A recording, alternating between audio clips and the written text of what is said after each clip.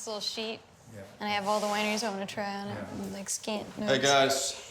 Hey. Howdy. Steven, is this the bottle from the original tasting? If it's 72, it is. Yeah, that's It is amazing. It is 1972. Yeah, yeah. Clos Du And that's Val the one, Reserve. when I redid the tasting in '86 in New York, that's the one that came top. Well, I think we should open this wonderful bottle because very fortunately, Ted Henry and Armin gave me the bottle to bring down here to share. And I'm honored. Amazed. Well, it will be amazing. Gosh, 86, 32 years on. Last time you tasted it was at the original tasting? Well, it was in the original tasting where it was not in the top 5. Stag's Leap came first, and then there was, I think, then Mouton, and then Ridge was wine number 5. And then I don't know where Clos Du Val came in the original tasting, but I redid it in New York in '86. Nobody talks about this. And Clos Du Val 72 came top. And then when we redid it in 2006, simultaneously in Napa at Copia at 10 a.m. in the morning, and at Berry Brothers in St. James's Street at 6 p.m. in the evening. At that tasting, when all our notes and rankings were combined, California took the first 5 places. Can't help feeling a little pride, even though I was 3 years old in 1972. Hey, at least you were born. Yeah. I feel like I don't deserve it. Because I wasn't born yet. I didn't even know what that year was like. The wine's fantastic on the nose. I haven't put it on the palate just yet, but... That's perfect. So the color is on a white background. It's amazingly young for 45-year-old wine. Yeah. Yeah. Wow, stunning. And that's very Cabernet. I don't drink a whole lot of old wine. I drink a lot of young wine, a lot of cheap wine. So this is a little outside of my MO. But this smells to me like I get a lot more stewed fruits in it, right? And then just in the nose. But it's changing. The restrained vigor in this wine is quite extraordinary. I think what's still beautiful about this wine is the purity of acidity that's on the wine. Yeah. Though. It's got a wonderful vein of acidity that's even at its age, it's still nervy. You know, 48, 46, whatever it is, it's still a very, very, still a very nervy wine. Wow. It's really pretty. In the 70s, acidity was pride. You know what it tastes like? It tastes like leather and lava rocks. I like that. It's like leather and lava. it's Because you got get the like hot lava. But it's got a natural sweetness in the middle palate. It does. It does. Which is one, and then the acidities and the tannins. I mean, What was a tannin like then? Like, what has changed?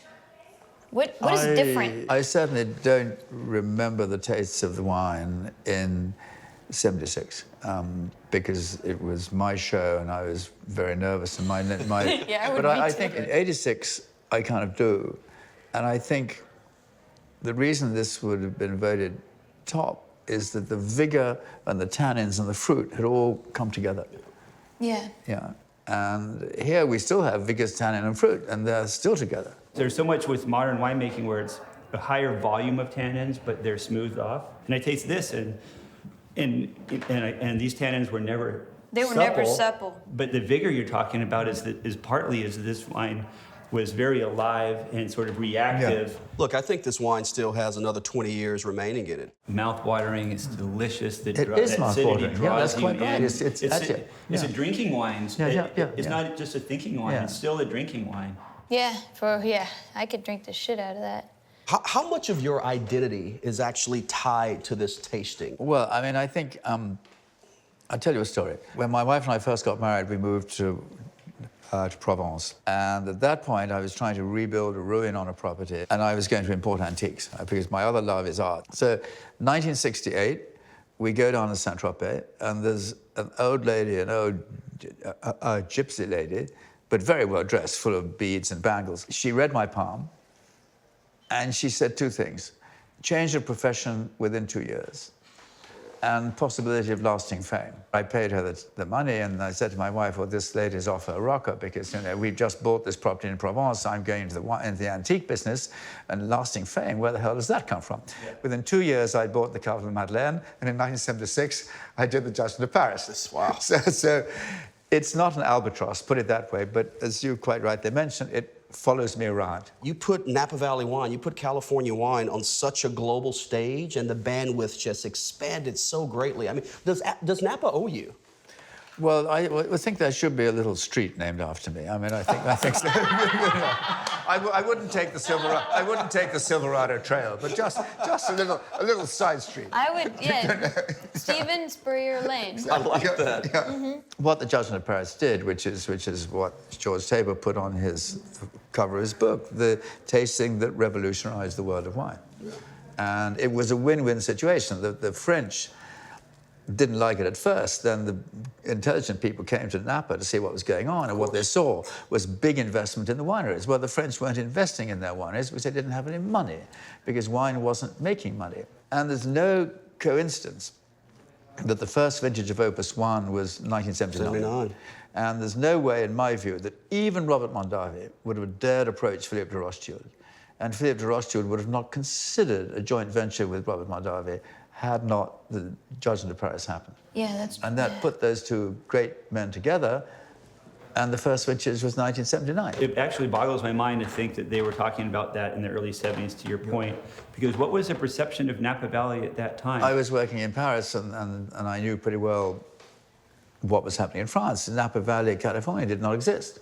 Now, the reason I turned it into a blind tasting, because basically my 9 judges had come to taste California wine.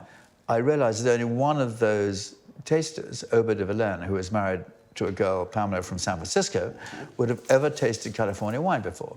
Oh, yeah. And so the other judges, some of them of a certain age, would have known that California is on the west coast, somewhere north of Mexico, and they would have thought of it as a hot country, which indeed you are. But with the idea of California a hot country in their mind, they would have linked it to southern Spain, southern Italy, and they would have not have judged the wines the way I wanted them to judge them. I wanted them to give recognition to the quality of these wines. And so we're not going to get it, I don't think, unless I turn it into a blind tasting. Right. But I said, what I'll do is I'll put in the best wines from my shop, from Burgundy, Chardonnay, white Burgundies, and the best wines in my shop from Bordeaux, because, I mean, we don't want California to win, do we? No chance. But so everyone turns up, and I welcome them, and I say, thank you for being here, and you've come to taste California wines. And I thought it would be interesting to compare them blind to the best from Bordeaux and the best from Burgundy, but I have to have your agreement. Yeah. And they said, pas de problème, c'est amusant, pourquoi pas? So that was it. The first person to realize to put it in vulgar terms, that the shit was going to hit the fan, was Odette Kahn, the editor of the Rue du Val de France, who asked for her notes back. And I said, sorry, Madame Kahn, they're not your notes, they're my notes now, because you agreed to take part. Wow. And then she wrote an article in the Rue du Val de France saying the tasting had been rigged, which of course it could not have been rigged. No way. Yeah. Oh, wow. No way. But she realized right away there was Odette Kahn voting a California Cabernet above a Mouton Rothschild. Yeah, that's not She didn't like that. She's a French lady, yeah. I invited all the French press. None of them came, no interest. And George Tabor of Time magazine was doing a wine course at l'Académie de Vin, and he told Patricia, if I got a slow day in the office, I'd drop by. And I asked my wife, who was a trainee photographer, I said, darling, you better come and take some photographs just to show it actually happened. George Tabor turned up, my wife took the photos, and if George hadn't been there, it would never have been heard of. Wow. Yeah. And so the article, two weeks later, it comes out in Time magazine, The Judgment of Paris. And then it's in the public domain. Right. It's in the public domain, you can't stop it. How has your perspective changed of wine over the years? Observing these wines change now that this is still showing really well, and the other ones maybe aren't. Do you have a different perspective? Well, I think I'm always curious. I mean, because you can't have been a wine writer for. I was a wine merchant, and then a wine educator, and then a wine writer. And you cannot have lived through those 3 lives without being internally curious. You're continually taking in information which you have to process, and the process comes to an end when you taste a wine like that. Anyone who's bored by wine should stop drinking it. I agree. Yeah. They could leave more for I mean, me. there's nothing boring about wine. No, Yeah. This wine's still telling a story, actually. It's evolved so much since we poured it. It started so savory, leather, almost little And now curry it's sweet. powder. Yeah. No, it's almost getting younger. It's almost getting younger. Yeah. The fruit re-emerged. It's a better wine 40 minutes later. I mean, Yeah. Stephen, Yeah, great to see an you. absolute pleasure. Wow. Thank you very much for your Cheers. brilliant and honest commentary. Thanks. I mean, you lived it. You lived it. Well, yeah, we yeah. read it. You've lived it. Yeah. He was there when Well- it was fresh.